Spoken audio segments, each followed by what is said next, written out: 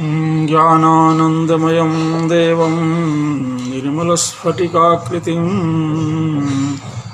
आधारं सर्वविद्यानां हयग्रीवमुपास्महे।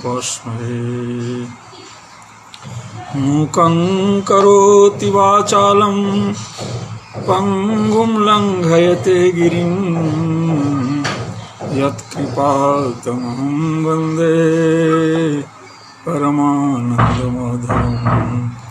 यत्कृपातमहं वन्दे आनन्दमाधवम्। संस्कृतं भारतम् इत्याख्ये आमुखपटले समवेतानां भवतां भवतीनां जिज्ञासूनां छात्राणां च स्वागतम् अभिनंदनं च व्याहरन् अहमस्मि वेंकटेश शर्मा। मित्रों, अभी हम लोग विगत कई दिनों से वैयाकरण सिद्धांत कौमुदी के कारक प्रकरण को विषय बनाकर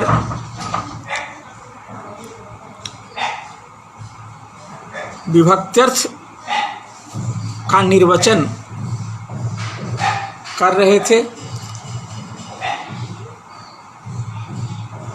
प्रातिपदिकार्थ लिंग परिमाण वचन मात्रे प्रथमा से लेकर यानी प्रथमा विभक्ति प्रथमार्थ क्या है, किन किन अर्थों में प्रथमा विभक्ति होती है, इसी तरह से कर्तुरीप्सितमं कर्म से कर्म संज्ञा और कर्म संज्ञा प्रयुक्त द्वितीया विभक्ति विधान के व्याज से द्वितीयार्थ का निर्वचन हम लोगों ने किया। और भी कहाँ कहाँ द्वितीया विभक्ति हो सकती है जो क्रिया कारक के संबंध के बिना भी पदों के समय भी व्यवहार में ऐसे उपपद विभक्तियों के विधान व्याज से भी हमने द्वितीयार्थ का निर्वचन किया। इसी तरह से साधक तमम करणम से करण संज्ञा और करण संज्ञा प्रयुक्त तृतीया विभक्ति विधान करने वाले सूत्रों के माध्यम से तृतीयार्थ का निर्वचन किया।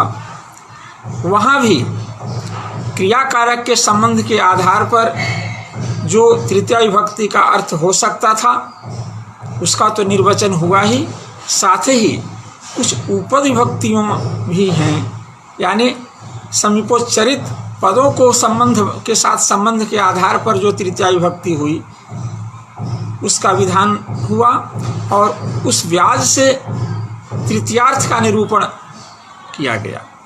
इसी प्रकार चतुर्थी और पंचमी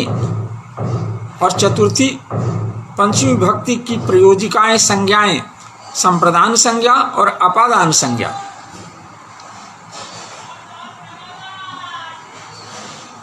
के आधार पर पंचमी विभक्ति का विधान हुआ और उसके द्वारा पंचम्यर्थ का विवेचन हुआ।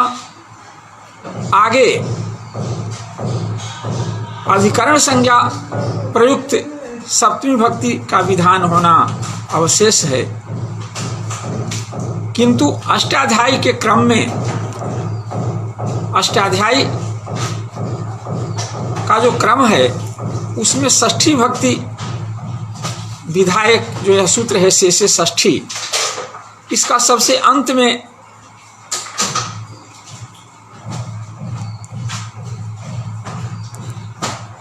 अष्टाध्यायी के क्रम में इसको रखा गया है। यानी अष्टाध्यायी क्रम से आधारो अधिकरणम से अधिकरण संज्ञा और अधिकरण संज्ञा प्रयुक्ता सप्तमी विभक्ति का विधान करने वाले तमाम सूत्रों का उपदेश हुआ और उनके माध्यम से सप्तम्यर्थ का विवेचन हुआ। अब एकमात्र विभक्ति अवशिष्ट रह गई, षष्ठी विभक्ति। वह षष्ठ्यर्थ क्या है यह बतलाने के इस विषय को, इस प्रश्न को विषय बनाकर इस जिज्ञासा को विषय बनाकर और उसके समाधानार्थ इस सूत्र का प्रवर्तन हुआ है। तो हम लोग शेषे षष्ठी शेषे सूत्र पर विचार करने जा रहे हैं। इस सूत्र में दो पद हैं, शेषे और षष्ठी। षष्ठी प्रथमांत विधेय बोधक पद है और शेषे सप्तम्यंत पद है। शेष पदार्थ क्या है? उक्तादन्यः शेषः, उक्ताद अन्यः शेषः। उक्ताः के तो उक्ताः सन्ति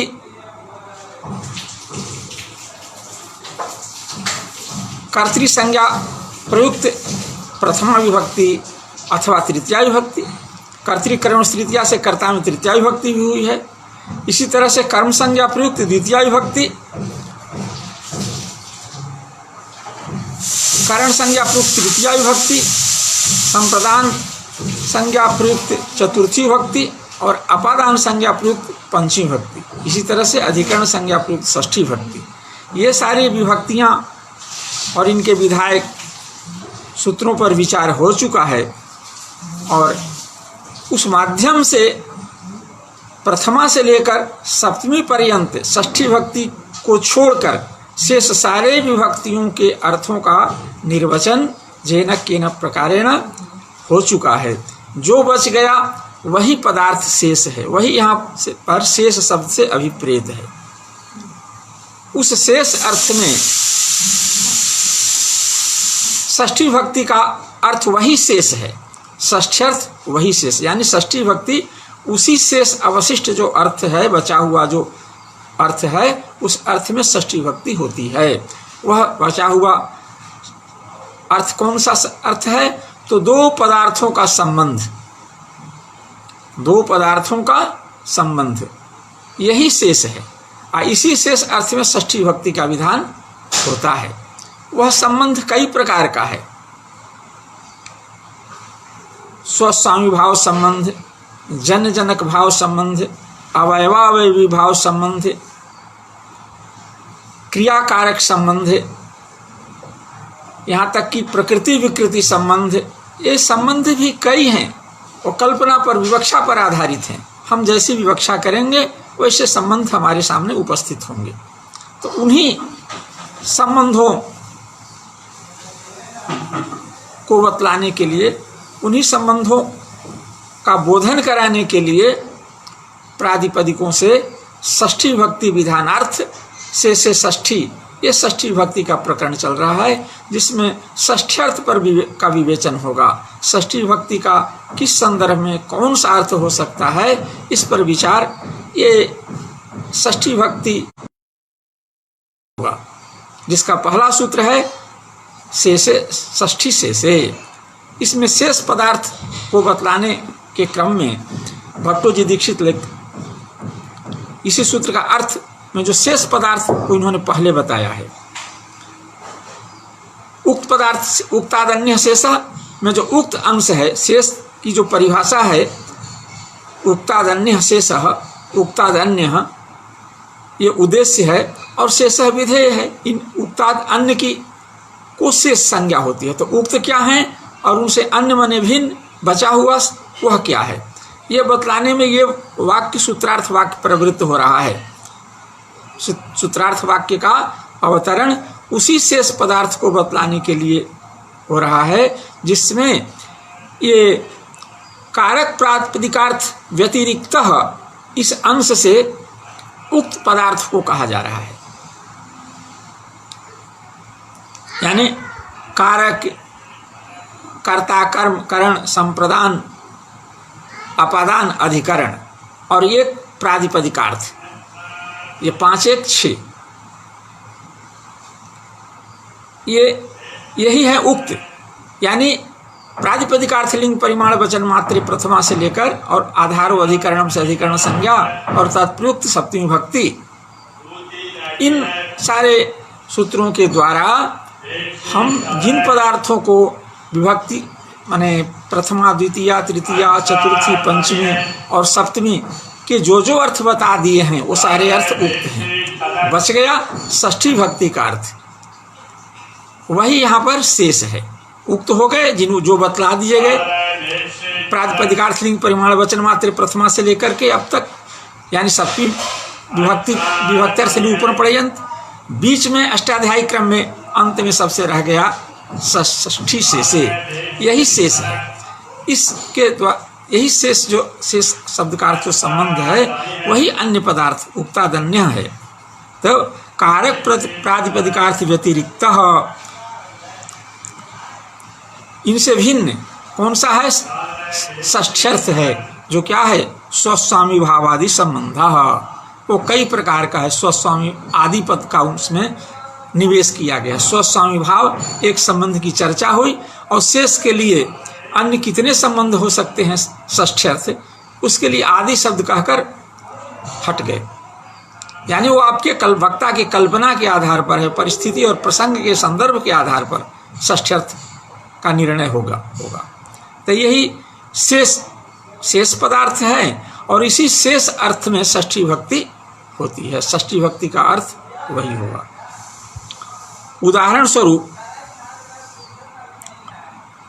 तत्र षष्ठी अर्थात शेषे अर्थे षष्ठी भक्ति भवति, शेष अर्थ में षष्ठी भक्ति का विधान होता है। अब शेषार्थ के लिए उन्होंने स्वस्वामी भाव संबंध कहा। पहला एक परिगणन किया, प्रतिपदोक्त है स्वस्वामी भाव संबंध। स्वस्वामी भाव शब्द से उसका कथन हुआ है, तो वही स्वस्वामी भाव संबंध के उदाहरण के रूप में राज्ञः पुरुषः, इस वाक्य का प्रयोग आचार्य ने यहाँ उदाहरण स्वरूप किया है। राज्ञः पुरुषः में राजन शब्द से षष्ठी भक्ति संबंध अर्थ में हुई है। वह संबंध उक्तादन्य है। प्रातिपदिकार्थ लिंग परिमाण वचन मात्र प्रथमा से प्रारंभ होकर और सप्तमी विभक्ति निर्वचन तक अष्टाध्यायी क्रम के अनुसार जो भी सूत्र हैं, उनसे जो विभक्तियाँ जिन अर्थों में बताई गई, उन अर्थों से जो अवशिष्ट अर्थ है वही शेष पदार्थ है। और वही शेष पदार्थ संबंध है। उस संबंध अर्थ में यहाँ षष्ठी भक्ति हुई है, शेष से षष्ठी से। वह संबंध यहाँ है स्वस्वामी भाव। तो राजन प्रातिपदिक से स्वस्वामी भाव अर्थ में षष्ठी भक्ति हुई। षष्ठी भक्ति का अर्थ स्वस्वामी भाव संबंध है। यह संबंध दुष्ट होता है। जिन दो व्यक्तियों के बीच में, दो पदार्थों के बीच में विभक्त्यर्थ संबंध आता है, वह संबंध दोनों में ही रहता है। पूर्व पदार्थ में भी रहता है और अपर पदार्थ में भी रहता है। राजन में भी स्वस्वामी भाव संबंध है और पुरुष में भी वह स्वस्वामी भाव संबंध है, क्योंकि संबंध दुष्ट ही हुआ करता है। दो संबंधियों के बीच का वो की कड़ी है। तो राज निरूपित, यहाँ पर राजा का पुरुष है ऐसा अर्थ होता है। स्वस्वामी भाव राजा स्वामी है और पुरुष स्व है। इन दोनों के बीच के संबंध का नाम है स्वस्वामी भाव संबंध है।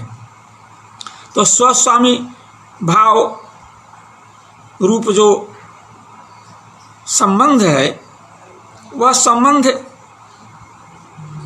राजा आश्रित जो स्वामित्व है, राजा में स्वामित्व है, और तन निरूपित स्वत्व जो है वो पुरुष में है। तो राजाश्रित जो स्वामित्व, तन निरूपित जो स्वत्व, तदात्मक तदाश्रय कौन है? पुरुष है। राज निरूपित, राज्याश्रित, स्वामित्व निरूपित स्वत्ववान पुरुषः, यह साधबोध वहाँ होता है। राज पुरुषः का यही अर्थ है। तो यहाँ स्वस्वामी भाव संबंध अर्थ में षष्ठी भक्ति हुई है। और भी संबंध हैं, उसका भी उदाहरण दे रहे हैं, आगे देंगे। जैसे जन्य जनक भाव संबंध, देवदत्तस्य पुत्रः।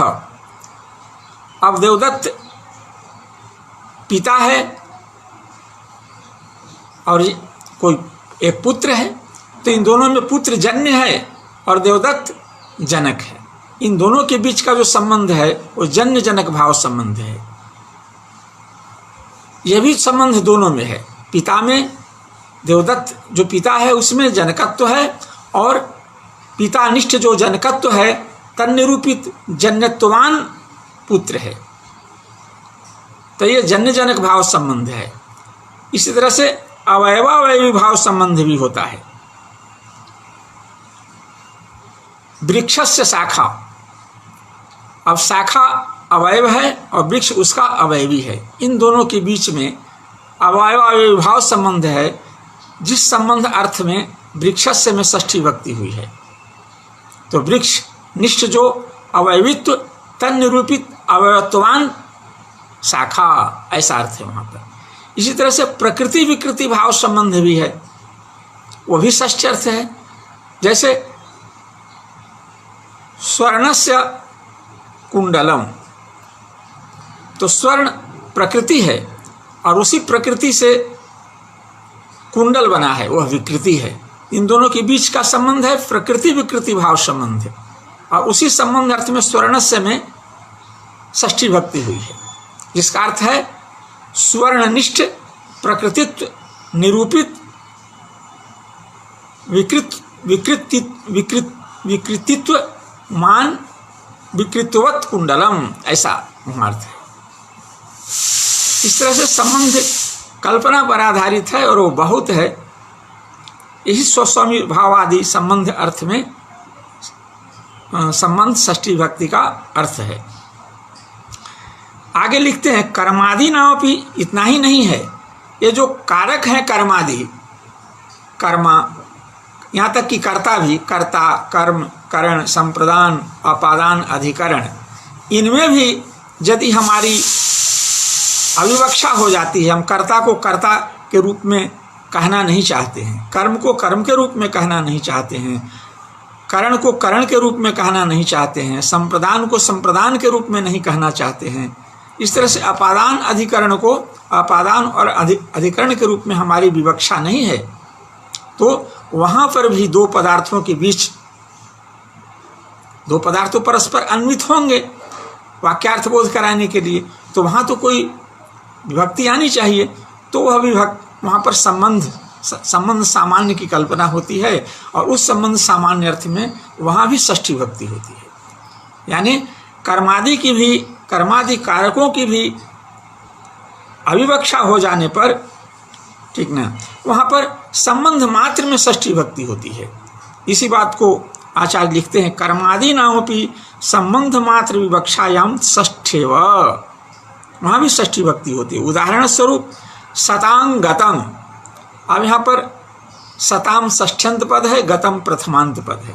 गत्यर्थक गम धातु से भाव में अक्त प्रत्यय कर गतम बना, यहाँ कृत प्रत्यय के द्वारा कर्ता अनुक्त हो गया।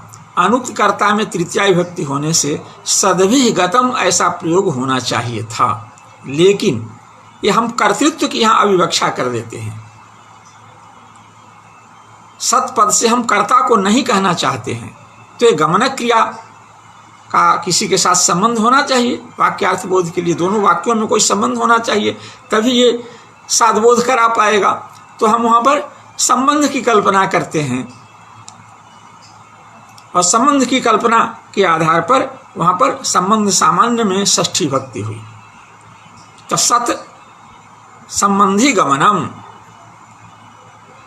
वहाँ पर ये अर्थ हो गया सज्जनों का गमन, सज्जनों का गमन, सताम गमनम, ऐसा अर्थ हुआ।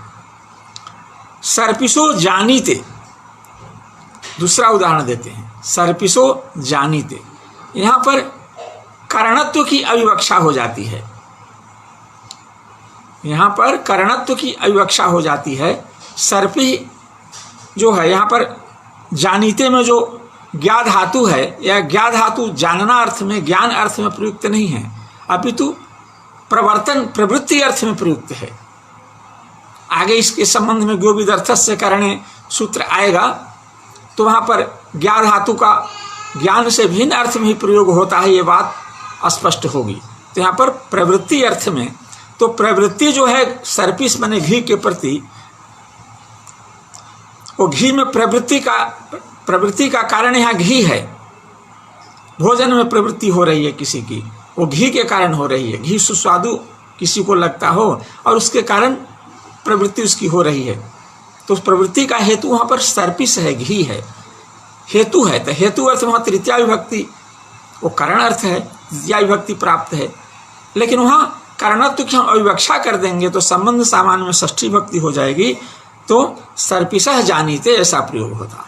ऐसे सर्पिसा जानीते ऐसा प्रयोग होना चाहिए।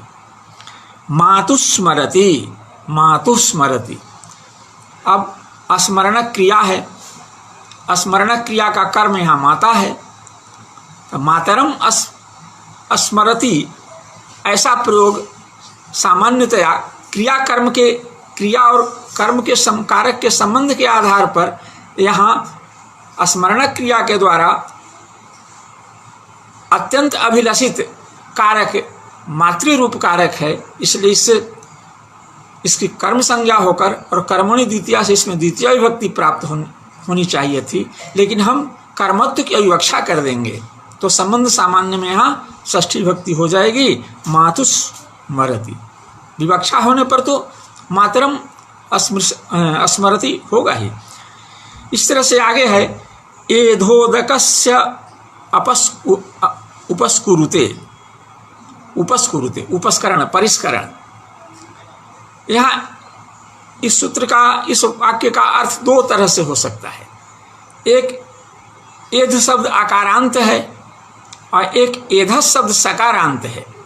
दोनों ही दृष्टि से इस वाक्य का अर्थ किया जा सकता है। यदि एध शब्द को हम आकारांत मानेंगे तो एध और उदक का समास करके एधोतक बनाएंगे और एधोदकस्य उपस्कुरुते ऐसा वाक्य होगा।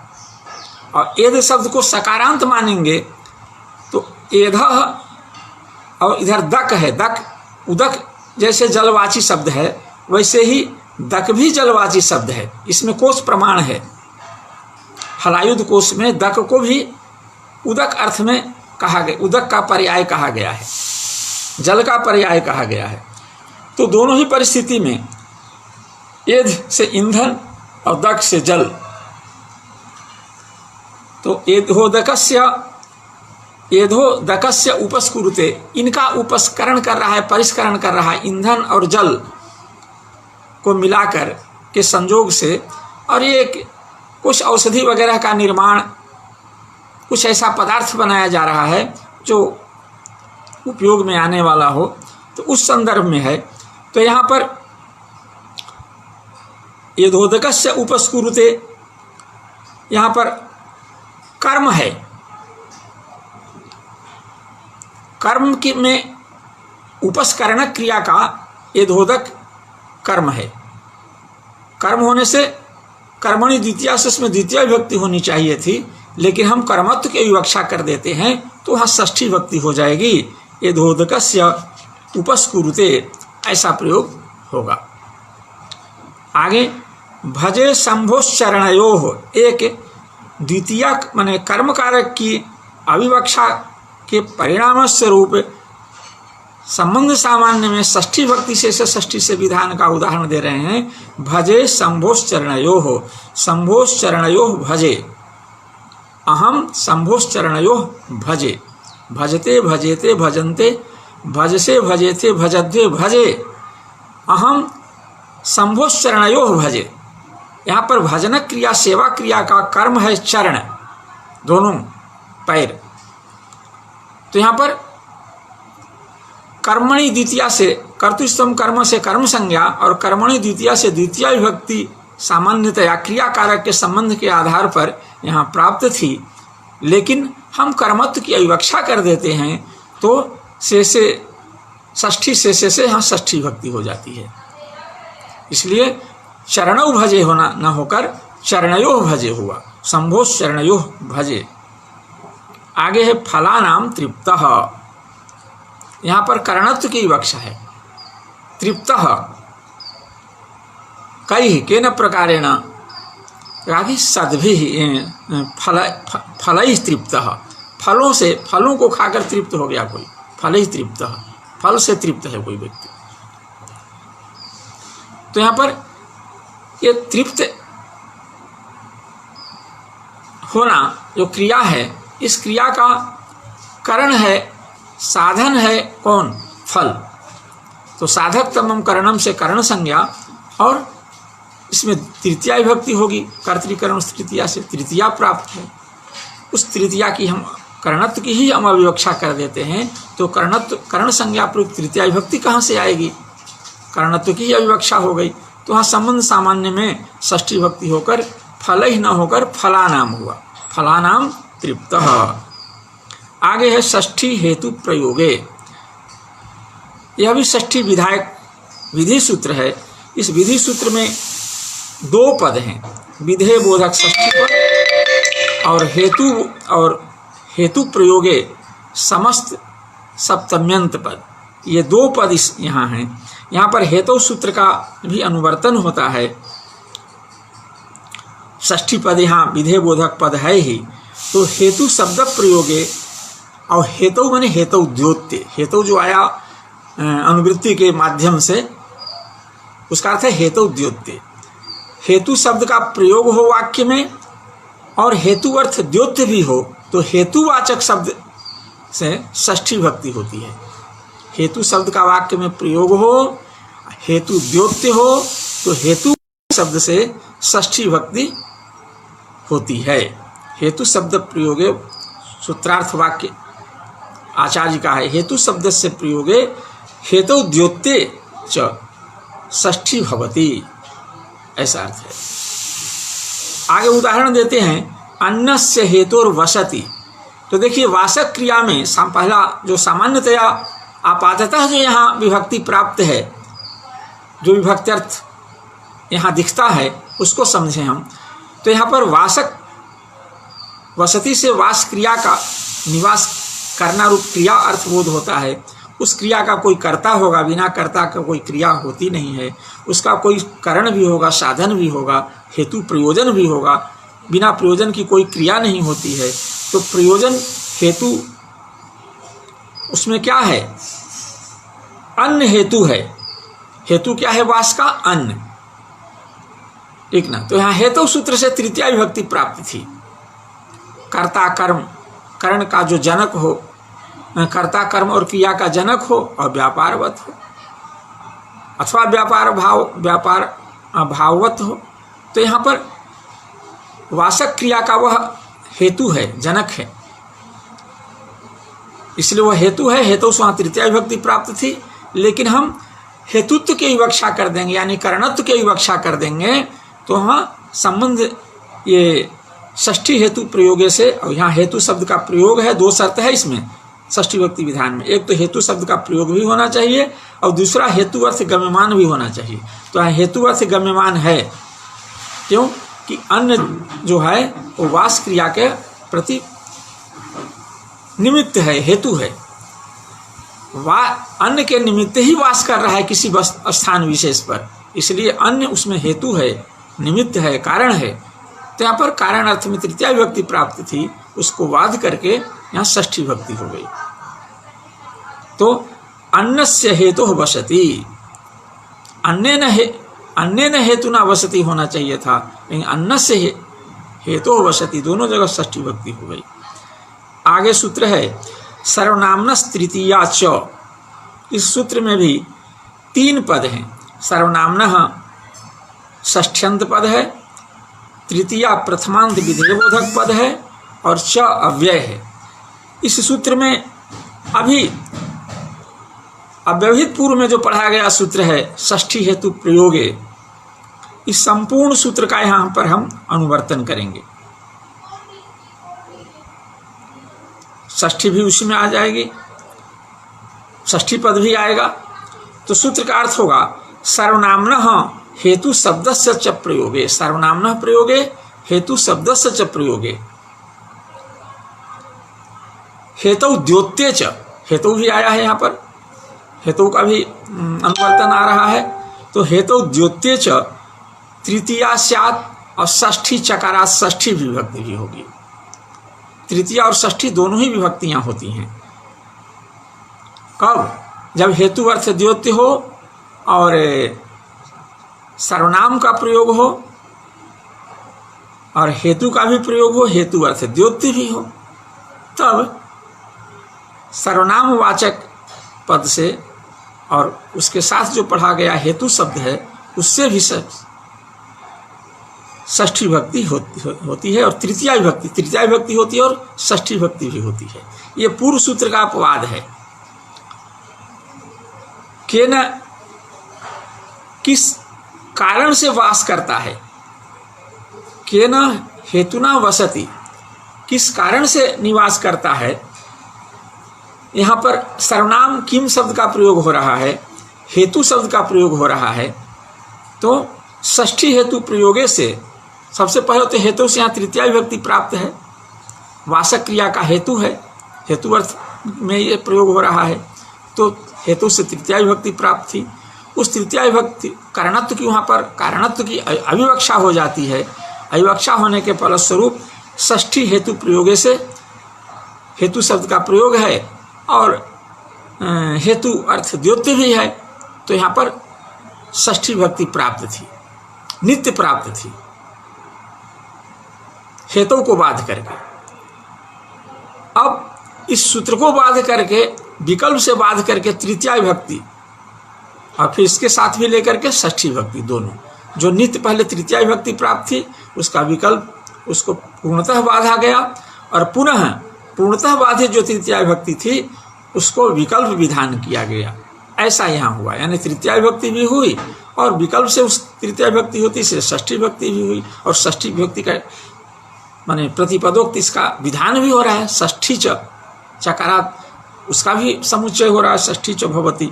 इसलिए जब तृतीया विभक्ति होगी तो केन हेतु न वसति, और तृतीया विभक्ति और पर्याय न दोनों होता है, कस्य हेतु वसति, दोनों बाध करके एक दूसरे को नहीं, यहाँ दोनों ही पर्याय न, दोनों षष्ठी और तृतीया की प्रवृत्ति होगी। तो केन हेतु न वसति और कस्य हेतु वसति, ये दोनों प्रयोग समान रूप से होंगे। इसको बाध करके वह और उसको बाध करके वह, ऐसा यहाँ नहीं समझना है। आगे निमित्त पर्याय प्रयोगे सर्वासाम प्राय दर्शनम एक वार्तिक है। इसमें निमित्त शब्द कारण पर्याय है। तो निमित्तस्य पर्यायः, निमित्त पर्यायः तेषां प्रयोगे निमित्त पर्याय प्रयोगे, तेषां प्रयोगः निमित्त पर्याय प्रयोगः तस्मिन् निमित्त पर्याय प्रयोगे। निमित्त के पर्याय का तात्पर्य है निमित्त का जो अर्थ है उसी अर्थ को देने वाले अन्यान्य शब्द। उसमें निमित्त शब्द छूटेगा नहीं, समरूपम शब्दस्य शब्द संज्ञा, यह भी निमित्त शब्द अपने स्वरूप का भी बोध कराएगा। उसमें निमित्त भी है, निमित्त शब्द के पर्याय तो है ही, उसमें निमित्त और निमित्त शब्द के अन्य जो पर्याय हैं, माने निमित्त शब्द का जो अर्थ है उन अर्थ को का बोध कराने वाले जो अन्यान्य शब्द हैं उन शब्दों के योग में भी सर्वासाम प्राय दर्शनम, प्रायः सभी विभक्तियां होती हैं। प्रथमा विभक्ति भी होती है, द्वितीया, तृतीया, चतुर्थी, पंचमी, षष्ठी, सप्तमी, ये सातों विभक्तियों का प्रयोग होता है। कब होता है? जब या तो सीधा निमित्त शब्द का प्रयोग होता हो अथवा निमित्तार्थक अन्य शब्दों का प्रयोग होता हो। उदाहरण से समझें इसको, तो किम निमित्तम वसति, वास का निमित्त क्या है? प्रथमा। किम निमित्तम वसति, दोनों समान अधिकरण है, किम भी है, सर्वनाम भी प्रथमांत है और निमित्त भी प्रथमांत है। केन निमित्तेन तृतीया,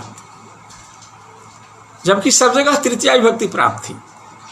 सामान्यतः क्रिया और कारक के साथ संबंध के आधार पर जो विभक्ति प्राप्त है वह तृतीया विभक्ति प्राप्त है, लेकिन यहाँ उसको बाध करके सर्वासाम विभक्ति नाम प्राय दर्शनम कहा गया। सभी विभक्तियां प्राय सभी विभक्तियाँ होती हैं, प्रायः तो यही अनर्गल है। चलिए उसका आगे फल बताया जाएगा। तो ये प्रथमा विभक्ति भी होगी, तृतीया भी होगी, चतुर्थी भी होगी, पंचमी भी होगी, षष्ठी भी होगी, सप्तमी भी होगी, सारी विभक्तियाँ होंगी। निमित्त और निमित्त के अर्थ को देने वाले जो अन्य शब्द है, कारण है, हेतु है, प्रयोजन है, ये सब के जोग में प्राय ग्रहणात् असर्वनाम्नः प्रथमा द्वितीये न स्तः। यहाँ पर प्राय शब्द कहने की क्या जरूरत है, निमित्त पर्याय प्रयोगे सर्वासाम दर्शनम, इतना ही कहते। निमित्त पर्याय प्रयोगे सर्वासाम दर्शनम, प्रायः पद के उपादान की कोई आवश्यकता नहीं, उसका कोई विशेष परिणाम यहाँ नहीं दिख रहा है, इसलिए इस पद का उपादान नहीं किया जाना चाहिए था। तो कहा कि यह व्यर्थ होगा और व्यर्थ पढ़ करके एक अर्थ विशेष को ज्ञापन करेगा। यहाँ तो कुछ व्यर्थ है ही नहीं, कोई ना कोई प्रयोजन है उसका। वो क्या प्रयोजन है कि सर्वनाम्नः प्रथमा द्वितीये न स्तः, वो व्यर्थ पढ़ के ज्ञापन किया कि सर्वनाम भिन्न अन्य कोई समानाधिकरण निमित्तवाचक जो सर्वनाम शब्द कोई है और उससे सर्वनाम शब्द से भिन्न कोई समानाधिकरण माने निमित्त अर्थ को ही देने वाला सर्वनाम कोई जो दूसरा कोई पद है का वाक्य में प्रयोग हो रहा है, तो वहाँ पर प्रथमा और द्वितीय विभक्ति नहीं होती है। प्राय ग्रहण का यही तात्पर्य है, इसीलिए यहाँ पर द्वितीय का उदाहरण नहीं दिया गया, सीधे प्रथमा के बाद। तो प्रथमा तो सर्वनाम के जोग में यहाँ चल जाएगा, द्वितीय भी सर्वनाम के जोग में चल जाएगा, लेकिन जहाँ सर्वनाम शब्द का प्रयोग नहीं होगा हेतु के रूप में, वहाँ पर प्राय ग्रहण सामर्थ्यात् इन निमित्तार्थक शब्दों के प्रयोग में, वाक्य में प्रयोग रहने पर प्रथमा और द्वितीय ये दो विभक्तियाँ नहीं होंगी। बाकी जो 5 विभक्तियाँ हैं, तृतीया, चतुर्थी, पंचमी, षष्ठी और सप्तमी, ये 5 विभक्तियाँ हो सकती हैं। आगे हम पढ़ेंगे तो ये सर्वासाम प्राय दर्शनम, इसलिए उसका फल क्या बताया, सर्वनाम्न प्रथमा द्वितीय न स्तः, माने सर्वनाम से असर्वनाम्न, सर्वनाम से भिन्न समानाधिकरण पद का यदि प्रयोग होगा तो प्रथमा और द्वितीय विभक्ति न स्तः, ये दोनों विभक्तियाँ वहाँ नहीं होंगी। जैसे ज्ञानेन निमित्तेन हरिष्यभ्यः, अब निमित्त शब्द का प्रयोग यहाँ भी है लेकिन सर्वनाम का प्रयोग नहीं है, लेकिन निमित्त का समानाधिकरण समानार्थ बोधक माने एक ही अर्थ में जब दोनों अर्थ शब्दों का जब प्रयोग हो तो उन ऐसे को भी समानाधिकरण कहते हैं। समान विभक्ति वाले 2 पदों को भी समानाधिकरण कहते हैं। समान अर्थ के वाचक 2 शब्दों को भी परस्पर एक दूसरे का समानाधिकरण कहते हैं। तो यहाँ ज्ञान और निमित्त ये दोनों निमित्त ही हैं, दोनों एक ही अर्थ के देने वाले हैं। ज्ञान ही निमित्त है, निमित्त ही ज्ञान है, इसलिए दोनों समानाधिकरण हैं, किंतु ये सर्वनाम भिन्न समानाधिकरण हैं। तो प्राय ग्रहण सामर्थ्यात् सर्वनाम से भिन्न यदि कोई समानाधिकरण पद का वाक्य में प्रयोग हो निमित्त के साथ, तो द्वितीय और प्रथमा और द्वितीय विभक्ति नहीं होगी इनके जोग में, जो निमित्त के जोग में हो रही थी जब सर्वनाम शब्द के साथ समानाधिकरण था, तब सर्वनाम पद के साथ। यहाँ सर्वनाम पद के साथ समानाधिकरण नहीं है, इसलिए प्रथमा द्वितीय विभक्तियाँ नहीं होंगी। शेष जो 5 विभक्तियाँ हैं वो होंगी तृतीया से। तो इसलिए कहा ज्ञानेन निमित्तम हरिष्यभ्यः, ये तृतीया से ही उदाहरण दिया, प्रथमांत पद के रूप में कोई उदाहरण नहीं दिया, द्वितीयांत पद के रूप में कोई उदाहरण आचार्य ने नहीं दिया, सीधे तृतीय विभक्ति पर चले जाते हैं। ज्ञानेन निमित्तेन हरिष्यभ्यः, हरि की सेवा करनी चाहिए। क्यों करनी चाहिए, इसमें निमित्त क्या है भाई, सेवा का निमित्त क्या है, तो ज्ञान की प्राप्ति, ज्ञान ही निमित्त है सेवा में, है ना। हरि की सेवा से ज्ञान की प्राप्ति होगी, जो भक्ति का या मुक्ति का जनक है। तो ये यहाँ पर निमित्त अर्थ में, हेतु अर्थ में, कारण अर्थ में तृतीया विभक्ति प्राप्त थी, लेकिन तृतीया को बाध करके यहाँ पर सर्वासाम विभक्ति नाम प्रथमा द्वितीया के अतिरिक्त प्राय सभी विभक्तियों का दर्शन होगा। इसलिए ज्ञानाय निमित्ताय, ज्ञानात् निमित्तात्, ज्ञानस्य निमित्तस्य ज्ञाने निमित्ते हरिसेव्यः, ये पांचों विभक्तियों का प्रयोग होगा। आगे हम पढ़ेंगे षष्ठी तसर्थ प्रत्ययेन, षष्ठी अतसर्थ प्रत्ययेन। इसमें दो पद हैं, षष्ठी प्रथमांत पद है, अतसर्थ प्रत्ययेन ये समस्त तृतीयांत पद है। दो पद हैं इस सूत्र में।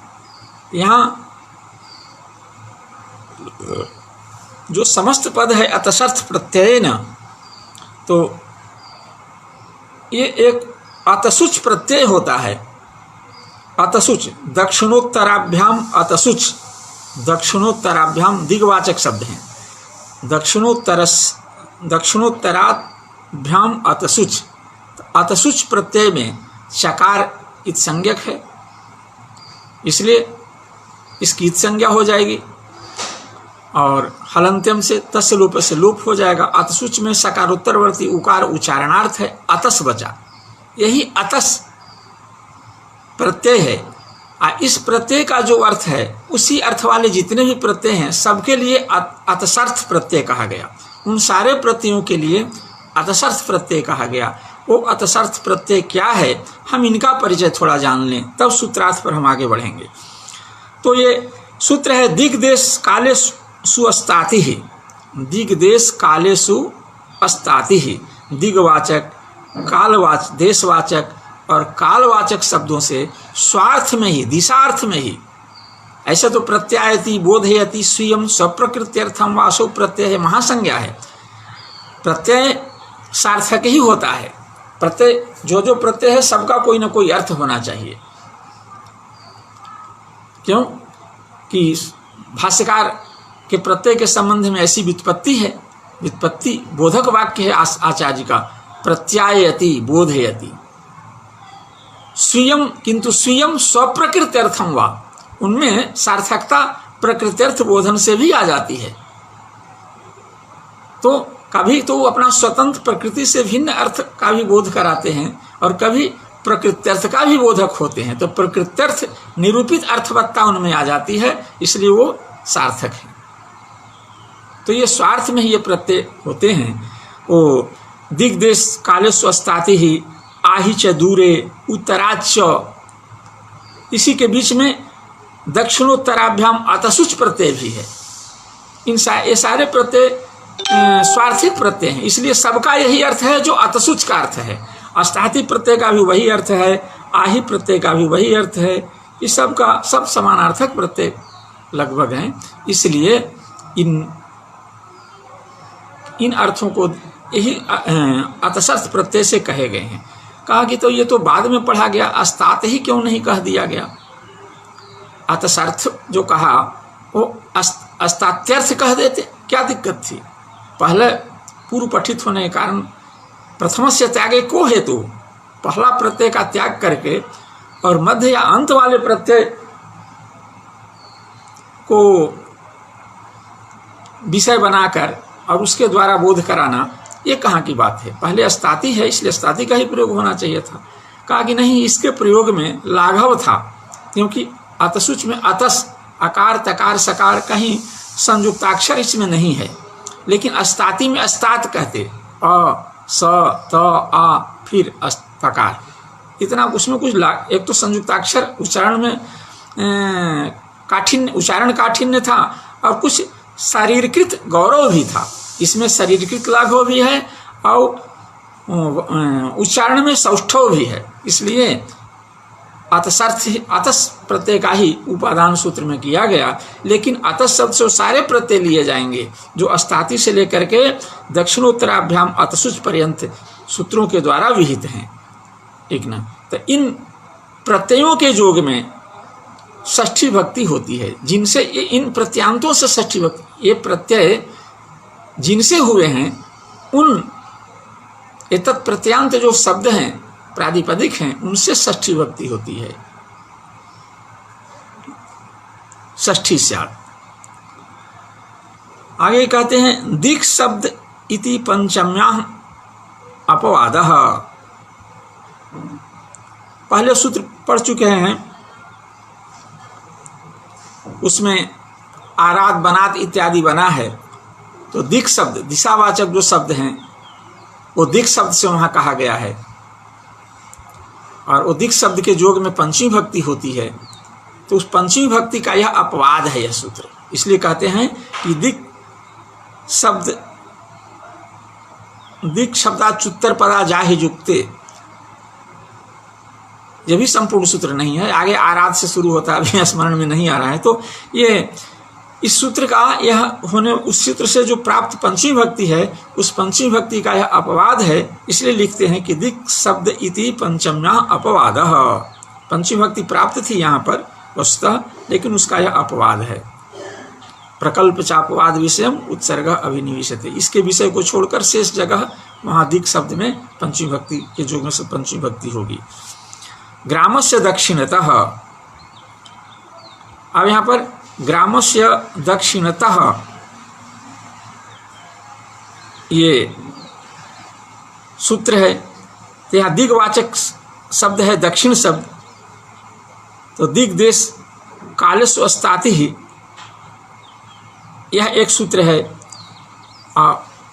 आगे दक्षिणतः है, तो यहाँ पर अतस प्रत्यय हुआ तो दक्षिणतस बना, ऋत विसर्ग करके दक्षिणतः बना। तो ये अतसुच प्रत्यय जो एक प्रत्यय समुदाय अर्थ में यहाँ प्रयुक्त हो रहा है, उस प्रत्यय के समुदाय अवयव यह भी प्रत्यय है। तो इस प्रत्यांत शब्द के योग में पंचमी षष्ठी भक्ति होती है। तो दक्षिणतः का किसके साथ योग है? ग्राम के साथ योग है, ठीक ना। तो ग्राम के साथ, ग्राम में षष्ठी भक्ति हो जाएगी। ऐसे ग्रामात् दक्षिणतः यह प्राप्त था, लेकिन उसे वाद करके यहाँ ग्रामस्य दक्षिणतः हुआ। इस तरह से पूर्व शब्द है, दिग्वाचक शब्द है पूर्व शब्द। वो पूर्व शब्द से भी पूर्वाधारा वराणाम असि पूर्वधवस चैसाम सूत्र से हुआ है, और पूर्व शब्द को पूर्व आदेश हो गया है, तो पूरह शब्द बना। अब पूरह शब्द से पूरह बना। अब वो पूरह ग्रामस्य पूरह माने गांव से पूर्व दिशा में। इस तरह से पूर्व आदेश होता है। और फिर अस्तात प्रत्यय जब हम उसी से करेंगे, दिग् देश काले स्वस्तात ही, और पूर्व को पूर्व आदेश करेंगे तो पुरस्तात शब्द बनेगा। उस पुरस्तात वो भी अतसर्थ के अंतर्गत, अतसर्थ प्रत्यय के अंतर्गत है। तो अतसर्थ प्रत्यांत जो है कौन? पुरस्तात, उसके योग में षष्ठी भक्ति हो जाएगी ग्राम में। तो ग्रामस्य दक्षिणतः, ग्रामस्य पुरः, ग्रामस्य पुरस्तात, ये शब्द बनेंगे। आगे ऊपरी, ऊपरी से भी अस्ताति प्रत्यय होता है। ये भी दिशावाचक शब्द, ऊपर भी एक दिशा है, नीचे भी एक दिशा है। वस्तुतः दिशा तो एक ही है, लेकिन उपाधि भेद से ये दिशाएं 10 हो जाती हैं, जिसमें चारों दिशा और चारों दिशाओं के बीच के 4 कोण, एक ऊपर एक नीचे। तो ऊपरी जो दिशा है वो दिग्वाचक शब्द है ऊपरी।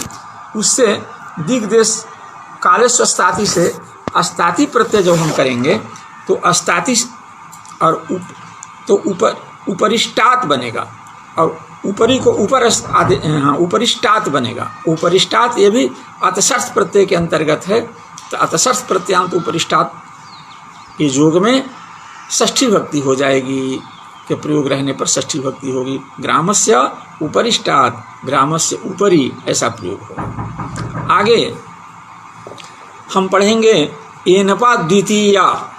ये षष्ठी भक्ति के षष्ठ्यर्थ निर्वचन के क्रम में कहीं द्वितीया कहीं तृतीया का भी विधान हो रहा है, इसलिए द्वितीया को पढ़ेंगे। एनपा द्वितीया। एनपा, एनप भी प्रत्यय है, तो एनप प्रत्यय हो अंत में जिसको, उसको हम एनबंत कहेंगे। तो एनबंते न योगे, एनप प्रत्यांत के योग में द्वितीया स्यात्, द्वितीया विभक्ति होती है। आगे एनपा इति योग विभागात षष्ठ्यपि, लेकिन इस सूत्र में हम योग विभाग कर देते हैं, दो योग कर देते हैं। एनपा एक अलग योग है, द्वितीया एक अलग योग है। तो एनपा योग जब हम करेंगे तो इसमें षष्ठ तषर्थ प्रत्ययन, इस सूत्र से षष्ठी पद का अनुवर्तन करेंगे। तब सूत्र का एनपा जो विभक्त जो एनपा सूत्र है, उस एनपा सूत्र का अर्थ होगा प्रत्यय ग्रहण तदंत ग्रहणम से एनबंत लिया जाएगा उससे, और उसके तृतीया के एक वचन में प्रयोग हुआ एनबंते न योगे षष्ठी विभक्तिर्भवति। एनबंत के एन प्रत्यांत शब्द के योग में षष्ठी विभक्ति होती है। तो एक तो ये योग का अर्थ होगा। दूसरा है द्वितीया, दो पद हैं, दोनों एक एक पद को लेकर एक एक सूत्र बन गया। तो द्वितीया जो योग है, उस योग में एनपा का भी अनुवर्तन करेंगे। द्वितीया अपने आप वहाँ है ही, सूत्र का अर्थ होगा कि एनबंते न योगे द्वितीया स्यात्। तो द्वितीया भी विभक्ति का भी एनप जो योग है सूत्र का, उससे षष्ठी विभक्ति का विधान होगा एनबंत शब्द के योग में, और एनबंते न योगे द्वितीया भी होगी, माने द्वितीया विभक्ति भी होगी और षष्ठी विभक्ति होगी। ये दोनों विभक्तियां पर्यायण होंगी, वैकल्पिक नहीं होंगी, बाध्यबाधक भाव से नहीं होंगी, पर्यायण होंगी। तो दक्षिणे न ग्रामम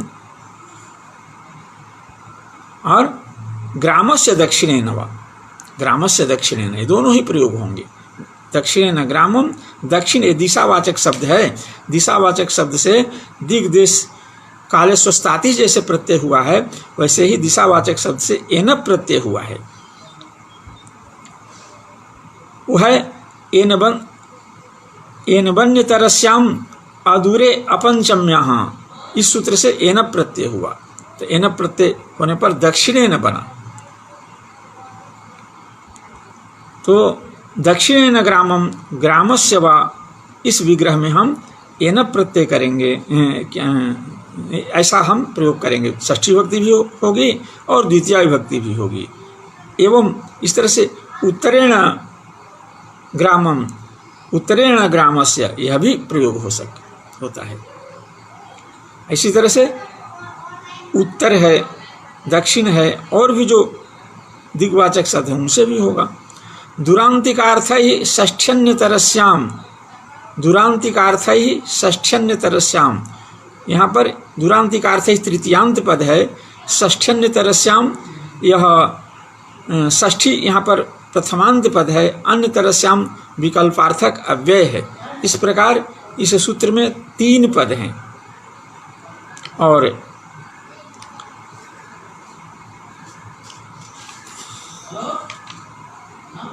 यहाँ पर अपादाने पंचमी से पंचमी प्रथमांत पद का अनुवर्तन करेंगे। एनपा द्वितीया पृथक बिना नाना भी तृतीयान्यतरस्याम, इन दोनों सूत्रों से क्रमशः द्वितीया और तृतीया, इनका भी समुच्चय होने से इनका भी एक ढंग से संग्रह हो जाएगा। तो ये दूरार्थक दूरम च अंतिकम च इति दूरांतिके, और दूरांतिके तयोः दूरांतिकयोः अर्थः इव अर्थः जेषाम ते दूरांतिकार्थः तै दूरांतिकार्थैः, माने दूर अर्थ के वाचक शब्द से और समीप, अंतिक माने समीप अर्थ के वाचक से, अथवा दूर और अंतिक शब्द के योग में क्या होता है, ये भी योगे षष्ठी विभक्ति होती है प्रथमतः सूत्र के द्वारा साक्षात, और पंचमी अपादाने पंचमी से पंचमी का अनुवर्तन होने के कारण पंचमी विभक्ति भी होती है। एनपा द्वितीया से द्वितीया भी विधेय बोधक पद आता है, तो द्वितीया विभक्ति भी होती है। और पृथक बिना नाना भी तृतीयान्यतरस्याम से तृतीया पद का अनुवर्तन आया है, इससे तृतीया विभक्ति भी होती है। ये कितनी विभक्तियाँ होंगी, षष्ठी, पंचमी, द्वितीया और तृतीया। षष्ठी, पंचमी, द्वितीया, तृतीया, ये 4 विभक्तियाँ होंगी। क्रमशः द्वितीया, तृतीया, चतुर्थी को छोड़कर पंचमी और षष्ठी, ये 4 विभक्तियाँ लगातार, ये कब दूरार्थक और निकटार्थक अंतिकार्थक शब्द का प्रयोग हो वाक्य में, तब इनके योग में जैसे दूरम ग्रामम द्वितीय विभक्ति होगी तो दूरम ग्रामम, तृतीय विभक्ति होगी तो दूरम ग्रामेण, पंचमी होगी तो दूरम ग्रामात्, और षष्ठी विभक्ति होगी तो दूरम ग्रामस्य। इसी तरह से अंतिक या अंतिकार्थक शब्द का निकटार्थक, अंतिकार्थक शब्द है निकट, तो निकट शब्द का यदि वाक्य में प्रयोग होगा तो निकटम ग्रामस्य, निकटम ग्रामम, निकटम ग्रामेण, निकटम ग्रामात्, इस तरह से शब्दों का प्रयोग, इस तरह के वाक्य बनेंगे। तो ये भी षष्ठ्यर्थ हैं सब, ये भी इस माध्यम से पंचमी, द्वितीया, तृतीया, ये सब विधान के क्रम व्याज से षष्ठी भक्ति का षष्ठ्यर्थ संबंध का निरूपण हम कर रहे हैं, षष्ठ्यर्थ संबंध का निर्वचन हम लोग करने जा रहे हैं, या इस पर अनुसंधान हम लोगों का चिंतन चल रहा है कि षष्ठ्यर्थ क्या क्या संभव है। आगे सूत्र है ज्ञो विदर्थस्य करणे, ज्ञो विदर्थस्य करणे। इस सूत्र में ज्ञः एक षष्ठ्यंत पद है और नए समासयुक्त अविदर्थस्य यह भी षष्ठ्यंत पद है, और करणे ये तृतीयांत पद है। हम लोगों ने सुना है वदतो व्याघात मम मुखे जिह्वा नास्ति, कोई कहता है व्यक्ति कि मेरे मुख में जिह्वा नहीं है, लेकिन जिह्वा के रहे बिना शब्द का उच्चारण संभव नहीं है, यह वाक्य का उच्चारण ही संभव नहीं है। जिह्वा के अभाव बोधक जो वाक्य है मम मुखे जिह्वा नास्ति, इस वाक्य का उच्चारण जैसे संभव नहीं है, वैसे ही तरह की स्थिति इस सूत्र में है। ज्ञानार्थक ज्ञा अवबोधने धातु है, विद ज्ञाने धातु है, लेकिन अविदर्थक हो किंतु ज्ञानार्थक हो, ज्ञा धातु हो, यह कैसे संभव है? लेकिन है। यहाँ मदम मुखे जिह्वा नास्ति वदतो व्याघात यहाँ नहीं लगता है, इसके अतिरिक्त कहीं लगता हो। गो विदर्थस्य करणे, या तो ज्ञा धातु है अवबोधनार्थक, ज्ञानार्थक, और ज्ञा धातु का अनुकरण किसी ने किया और अनुकरण अनुकार्य में भेद विवक्षा हो गई, तो ऐसे तो धातु से तिवादि प्रत्यय लडादि प्रत्यय ही होते हैं, लेकिन धातु से स्वादि प्रत्यय धातु प्रादिपदिक भी बन जाता है कदाचित कभी कभी, और उससे स्वादि प्रत्यय भी होते हैं, ये यहाँ देखने को मिलेगा आपको। तो अनुकरण और अनुकार्य में भेद विवक्षा होती है, अनुकार्य निरूपित अर्थवत अनुकरण के होने से दोनों में अर्थवत्ता उसमें आ जाती है। अर्थवत धातु रप प्रत्यय प्रादिपदिकम से प्रादिपदिक संज्ञा होकर उससे विभक्ति आ सकती है। तो ज्ञा धातु का हम अनुकरण किए और उसी अनुकरण को अनुकार निरूपित शक्तिमत मान करके, और वाक्य यहाँ हमने वाक्य में सूत्रात्मक जो वाक्य इसमें प्रयोग किया, षष्ठ्यंत प्रयोग किया, ठीक ना। तो उसी ज्ञा का ज्ञह रूप है, षष्ठ्यंत रूप है ज्ञा का ज्ञह, जैसे विश्वपा विश्व इत्यादि विश्वपह बनता है, इस तरह से यहाँ पर ज्ञह है। तो ज्ञह और विद अर्थ यस्य असौ विदर्थ तस्, और न विदर्थ अविदर्थ तस्य अविदर्थस्य, ये ज्ञह में विशेषण है, अविदर्थस्य ज्ञह। भाई जो ज्ञानार्थक नहीं है कि तू ज्ञा धातु है, एक कहाँ की बात है। चलिए ऐसा भी होता है। तो अविदर्थस्य ज्ञह करणे, ये तीन पद इस सूत्र में हैं। यहाँ पर षष्ठी विधेय बोधक पद का अनुवर्तन है, जो क्या कहते हैं उक्तादन्य शेष शेषार्थ संबंध का बोध कराने के लिए यहाँ पर आया है। तो सूत्र का अर्थ होगा अविदर्थस्य ज्ञः करणे से सत्वेन विवक्षिते षष्ठी स्यात्, ये सूत्र का अर्थ होगा। अविदर्थक जो ज्ञा धातु, अविदर्थक माने अज्ञानार्थक जो ज्ञा धातु, और उस ज्ञा धातु माने उस ज्ञा धात्वर्थ क्रिया के प्रति जो करण हो, कर्ण रूपी कारक हो, कारकत्व व्याकरणत्ववान जो हो, ऐसा जो करण, उस करण की हम अविवक्षा कर देंगे तो संबंध सामान्य में षष्ठी भक्ति होगी। वो षष्ठी भक्ति का विधान इसी सूत्र से होगा, ज्ञो विदर्थस्य करणे। तो अज्ञानार्थक यदि ज्ञा धातु है और उस ज्ञा धातु का करण की यदि हम अविवक्षा करते हैं तो वहाँ पर करणवाचक जो पद है, जो प्रातिपदिक है, उससे षष्ठी विभक्ति होती है। ये सूत्र का अर्थ होता है। उदाहरण सर्पिशो ज्ञानम, सर्पिशो ज्ञानम।